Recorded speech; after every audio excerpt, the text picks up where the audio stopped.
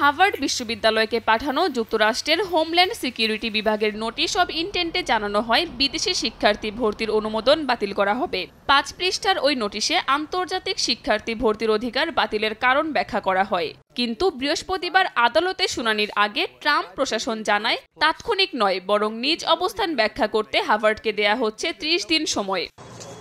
এই নিষেধাজ্ঞা কার্যকরে আপাতত স্থগিতাদেশ দিয়েছেন ডিস্ট্রিক্ট কোর্টের বিচারক অ্যালিসন বুরো। জানান স্থিতাবস্থা বজায় রাখতে হবে, অর্থাৎ হার্ভার্ড এখনই আন্তর্জাতিক শিক্ষার্থী ভর্তিতে বাধা পাবে না। জানান ভিসা কার্যক্রমে যাতে কোনো পরিবর্তন না আসে, দুই পক্ষ মিলে এমন সমঝোতায় পৌঁছাতে হবে।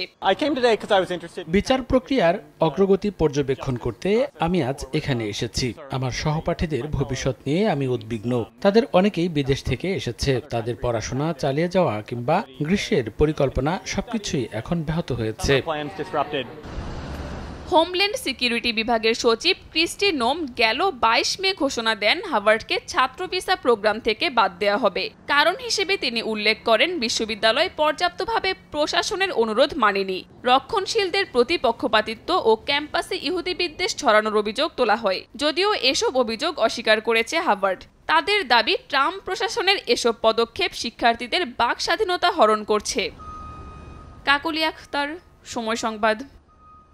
শুধু রিহার্সাল করলেই হবে? ফোন পাইতে ক্যাপটা তো খুলতে হবে। কোকা-কোলার এত বড় অফার, ক্যাপ খুলো, কোড দাও আর উত্তর দিয়ে জিতে নাও ফ্রিজ, টিভি, ফোন আর প্রতি বোতলে নিশ্চিত ক্যাশব্যাক।